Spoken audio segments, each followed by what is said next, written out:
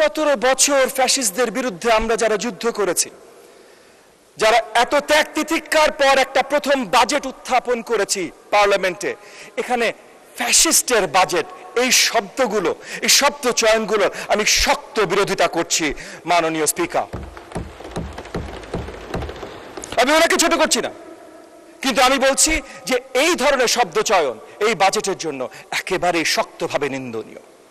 এবং একই সাথে 2024 জুলাই আন্দোলন এটা কারোর এক পক্ষের না, সকলের। আমরা সকলে মিলেছিলাম। আমার মনে আছে 4 জুলাই 2024 মাননীয় ফাইন্যান্স মিনিস্টার ছিলেন, আমরা ছিলাম, মাননীয় সংসদ নেতা ছিলেন। আমরা একটা মিটিং এ বসেছিলাম যে এই যে কোটা বিরোধী আন্দোলন শুরু হয়েছে এটার আমরা সাপোর্ট করছি কিনা, এবং মাননীয় সংসদ নেতা সেদিন বলেছিলেন যে যা কিছু প্রয়োজন সব ধরনের সহযোগিতা, সব জায়গায় রাজপথে আমরা থাকবো, শুধু আমরা দলের নাম ব্যবহার করব না, যেন সরকার পক্ষ একটা সুযোগ না পায় যে এটা দলীয়করণ হয়েছে এবং সেই জায়গায় দমিয়ে দিতে।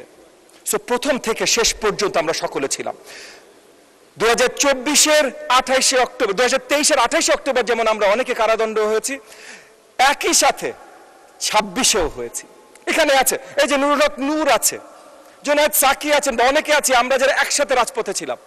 এখানে বাংলাদেশ জাতীয়তাবাদী দলের যারা নেতৃবৃন্দ আছেন তারা সবাই সবার জায়গা থেকে রাজপথে ছিল।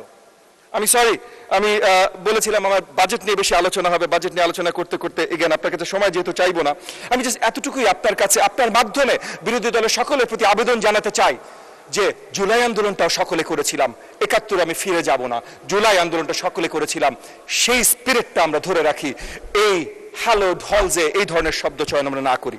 আমি ছোট্ট করে যে কয়টা জিনিস বলতে পারি বলতে চেষ্টা করবো মাননীয় স্পিকার। তবে শিক্ষার বাজেট, স্পেশালি প্রাথমিক শিক্ষায় 46,729 কোটি 92 লাখ টাকা যে বাজেট বরাদ্দ করা হয়েছে, এটা অত্যন্ত গুরুত্বপূর্ণ প্রয়োজনীয় বাজেট। এখানে আমাদের আমি একটা করে শুরু করি যে কয়টা করতে পারি। মৌলানা নুরুল আমিন এমপি মহোদয় রংপুর 6-এর, উনি উত্থাপন করেছিলেন যে শিক্ষকদের গ্রেড 13তম থেকে 12, 11 বা এরকম 10-এ নিয়ে আসা। শিক্ষকদের গ্রেড নিয়ে আমরা আলোচনা করছি। এই মুহূর্তে শিক্ষকদের বেতন আমাদের বাজেটের বছরে বাৎসরিক 26-27-এ যাবে 20,428 কোটি 64 লাখ। এখানে আমরা তাদেরকে নবম গ্রেডে আনার কাজ করছি। ইনশাআল্লাহ সেটা যদি আমরা সঠিকভাবে করতে পারি তাহলে 1.5 থেকে 2,000 কোটি টাকা এক্সট্রা খরচ হবে, যেটার বরাদ্দ মাননীয় ফাইন্যান্স মিনিস্টার আমাদের বাজেটে দিয়েছেন।